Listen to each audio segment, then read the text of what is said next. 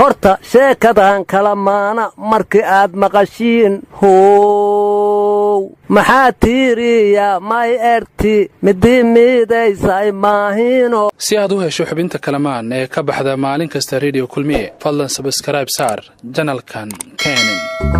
khiyaaray horta waan idin salaamay akhyaar madi dhibdhiitii ka taliyaasha la eray gobolku akhyaar ma ka argo hayo laakiin salaanta koo qaadni ariya haddii akhyaaru jirto shacabkan masaakiinta qabyaaladii isku dilahay kala xalli lahaayeen shib naga dheh warwarka hayga dhexgelinina gabayaan 2 sano u dul qaadanaya baan idin marinayaa ilaahi sareeyo waxaad nagu samaynayso annaga asal iyo baaris kala sababahoodii dambiyadii horan suubsanaa qoorta noo surane aniguna ma saadaali jirin hawl siyaasadahe hase ila saxnaatay midaan sanadkan taageeray saddexdii tilaabo mid bay marin ka seegtay hadday saa ku sii socoto on madaxdu seetayna Soomaalidu waxay sugahayeen looma soo sido allow sacabadan hoorsad iyo curinta suugaanta iyo gabayadan saari jiray maanta nugu saacid oo surunka guusheena yaan madaxdu saaraynin allow ka aqbal war ilaahay baa ka ogniyo waxaad sumayso tubaha qaran ku tira badana warnimayo qaran iyo qabiil isma qabtaan afar inu saartaan afar inu stuwalka bedelahe ummad yahay qabiilkiyo qarannimadu waa laba aan isqaadi karinoon weligood isqabanayn waa qoradabliya gaaso mini aan la kala qarin ayaagays qarxinaaye war qabiil iyo shabaabad kala aqoonlaadiin wax qarxiyo waa shabaab warwarkaan naga dhex gelinina inaysan isqaban waa ogna annaguba qaran iyo qabiile waxaan la yaabana ciidankii xoogga dalka ee ka soo gadooday shabeellada dhexe waxaa loo diray wasiiro iyo saraakiil isku beel ah kadibna guddigii ciidanku la baxay iyo madaxdaasi markay wada hadlayeen ciidankii waxay yidhaahdeen ma qaran baad ka socotaan mase erge qabiilaad tihiin su'aashaasna jawaabteedii waa ku adkaata mas-uuliintii marka aniga waxaa ila qumanayd ciidankaas in madaxweynuhu u tago maadaama taliyaha guud ee ciidamada uu yahay ama wasiirka gaashaandhigu u tago ama taliyaha xoogga dalku u tago war amay dawladdu u malayday in ciidamada meesha jooga ay hal qabiil yihiin aryaadhaha anigu waxaan dhihi lahay qarannimo iyo qabiil inaysan isqabeen waa ognahaye qarannimiya heer qabiil isma qabtaane kala qaad qarannimiyo heer qabiil isma qabtaane kala qaad saraakiisha meesha aad waxa kamid ah taliyaha ciidanka booliska gobolka Banaadir Saadiq John ciidanka markay arkeen waa caroodeen baa la yiri waana hareereen baa la yiri waxayna dhaheen qoriyii markuu xasilinta uu sheeganay naga qaatay ayaan ka rabnaa hadda waxa la yiri wasiirka amniga soo dumeentay nimayo waxa la yaabay sargaal u hadlay ciidamada wuxuu yiri annagoo 9 bilood mushaar aan arag waan soo marnay difaacana kama ayna bixi jirin laakiin maanta waxaan u adkaysan weynay garaamkii xataa weynay warma wuxuu yiri waa markii ugu horeysay 27 sano kadib aan garaamka weyno waa markii ugu horeysay dawladda Soomaaliyeed ay ciidamada qalabka sida siiso lacag dhan 89 milyan oo dollar 89 milyan haddii ciidanka ku baxday shacabkan shabaab ugaar uma noqdeen intay ka baxda lacagtu war anigu waxaan dhihi lahay haddaan ciidamada dalkeenna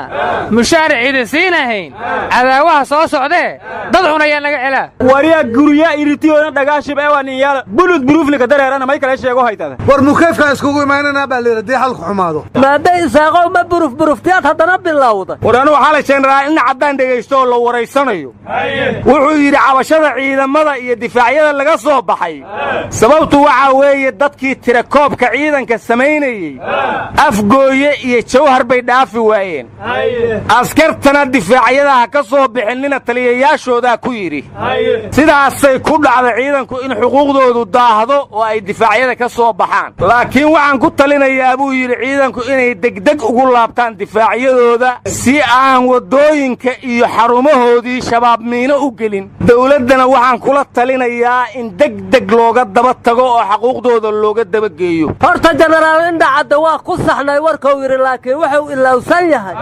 kuminin qaaday keenima kamana amarmo kiilahay kuminin qaaday keenima kamana amarmo kiilahay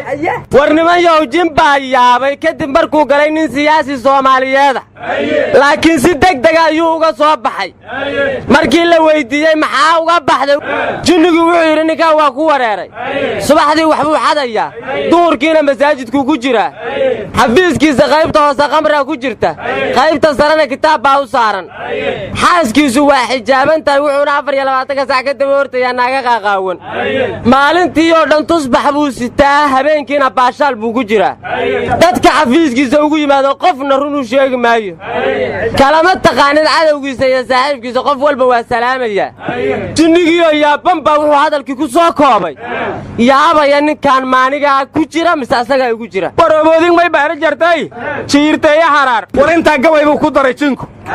saaxiib dibnaha saaranoon saab ka jirin hoose iyo sulunsulxayn baa taqaan goor la seexdaba waryaahoy siyaasow bulshada maa sida u dhan waryaadhahen wasiirkii ganacsiga maxamed xayir maareeye war lala yaabo oo dhagahaygana aanan maqli karayn ayaa laga sheegay baa layidhi dad badan buu tahriibiyey lacag badanna wuu ka arooriyey ayaa la yidhi war maareeye ma marin yahay dawladduna ma keenaysa asagana ma tahriibina war wasiir maareeye wuxuu yidhi ayaantan saxaafad baa soo baaxday lacag lagu siiyo dacaayadda dawladda war saxaafaddaa gar daran sababtoo ah wasiir maareeyo oomada elayso uu burca ka soo raro xamar canshuur la'aanta ku soo geliya ayay sheegtaa war beyle horta cashuurta muxuu ka qaadi waaye war waa ka bootiyey maareeyana waa kii yidhi beyle wasiir ka fiicani ma jiro war adeero ma sidaasaa idin rabbi ugu baryaysaa afwax cuniyow xishow afwax cuniyow xishow waxaa kaloo hore loo yidhi majaabeesa meel kaaley ka muulax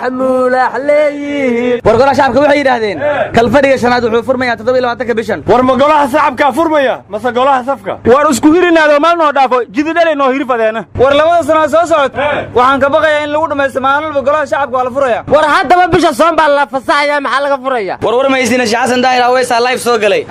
wuxuuna yidhi in canshuur la qaado ciidankuna mushaar waayaan xaq maaha xasan daahir ee taleefanadiyaa laga aruurshaa la dhahaya shimaal loo ogolaaday war maanta shir looga hadlayo awoodda maamul goboleedyada iyo dawladda dhexe ayaa qarafaan soo gabagabeeyaa la yidhi laakiin anugu hal talaan siin lahaa hadday wax maqlayaan inta madaxda maamul goboleedyada madaxweyne la leeyahay awood la xakamay karaa ma jirto ee magac la eg nimankaa loo bixiyo war reer kalmaan waa basiinlayaabay fidhi ku diriraateena mas dawlad goonan dhisno walaa mu ardayan eetiin war sheekh bashiir axmed salaad waxa uu yidhi gabdhihii tiradii ay ka bateen ee guurkaa la badiyo kii hal qabaa ha labaysto kii laba qabaa ha saddexaysto kii saddex qabaan ha afaraysto eebagoo sheekh bashiir warkiisaas waa sharci waana diini xaasas badanna waa ka xanaaqayaan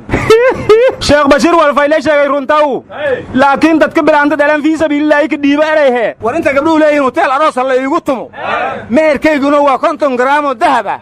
lama labaysa karo lamana saddexaysa karo war hablaha waa la muunadeeyaae muunadeeya niyow xildhibaan la yidhaha nacnac oo ka tirsan somalilan wuxuu yidhi waxaan la midoobayna oo aan ku biiraynaa dawladda eritereya war yaa adiga kuu sheegeen nagaaba joogne war magaajaybaho ninna leeri maskahaysino maskaha hariireetata meelaha iinkubatiana war eritereya la midoobay etoobiya ma dhexdaa laga bixinaya madaxweyne xaaf xala wuxuu magacaabay 10 degmo oo cusub oo galmudug ah waa tahay nin walba marka wakhtigiisu dhammaado degmooyin aan loo joogin magacaaba isinlay maari jarne habar dhali wayse alaale ku foolatay war odayaasha gobolka mudugaa nabad ku baaqaya maxay soomaalidu nabad kula adahay haddiiba gobolka mudug nabad looga baaqay arbeenay waarun dibad waa waalayin halay kala daawinay